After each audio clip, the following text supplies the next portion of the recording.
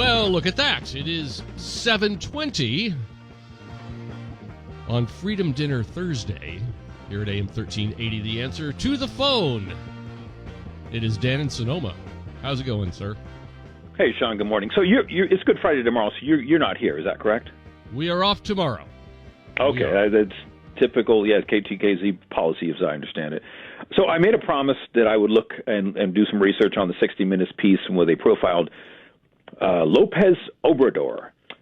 Not this guy. There's nothing to be impressed about. He's just a con artist. He's a shakedown artist. It's once you see this guy, it's no wonder why there is no functioning government in Mexico. And this is also why I'm a bad Mexican, because I want nothing to do with these people. No.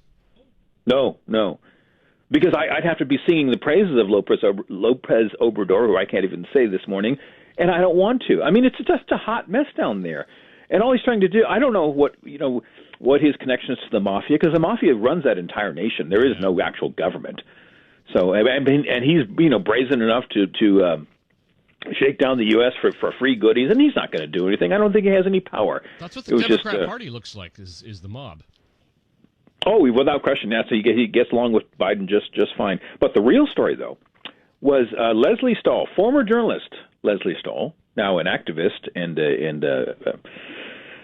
what happened to Leslie Stahl? She used to be so high up in the journalistic circles. She was doing a profile on fact checkers, and she had this lady on here. Kate Starbird is her name, and you talk about Starbird. Yeah, she's a tall woman, name. She's a funny-looking lady. She's tall, former WNBA star, I guess. Oh. And completely left-wing. No wonder I never heard of it. You're missing nothing. Trust me, you're missing nothing. Starbird is she's in charge of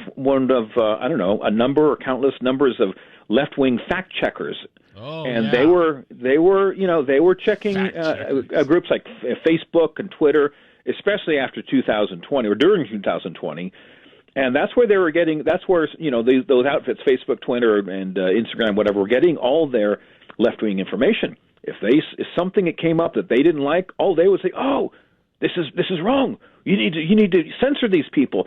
These people need to be brought front and center to Congress and say, who are you? What is your political leaning, and why did you do what you did?" Now, will we see this? I don't know. They should. I mean, the only good news, if there is Leslie Stahl exposed who these people are. And because, again, they have stopped free speech. They have stopped our First Amendment. And that is a major violation of the law, and these people need to be held accountable. Let's all hold our breath right now and wait for that to happen. Let's not do that. Hold our breath. I mean, unless you have some kind of a wish that you want to, move on to the other life, Dan, I don't think you should hold your breath waiting for that. Oh, yeah, I couldn't make it past 30 seconds. I mean, seriously, these women need to be dressed down in front of Congress, except for maybe Starbird and Leslie Stahl. They should keep their clothes on. But Thank you, Dan. Thank you for the shallow comment. Absolutely, I'm here to serve. You have not lost your touch. Thank you. You know who I want to hear question them? I would like Ted Cruz to question these people. Ted Cruz and also Jim Jordan, who was on the show on 60 Minutes. And excuse me, I bet you anything that there are so many clips that never made it to the airwaves regarding the interview. I wouldn't go on. I'm like Red Out Radio. They were interviewed once. I forget who interviewed them, and they sat down for a couple hours and they got maybe 5 seconds of airtime because everything was just fell on the cutting room floor and stayed there.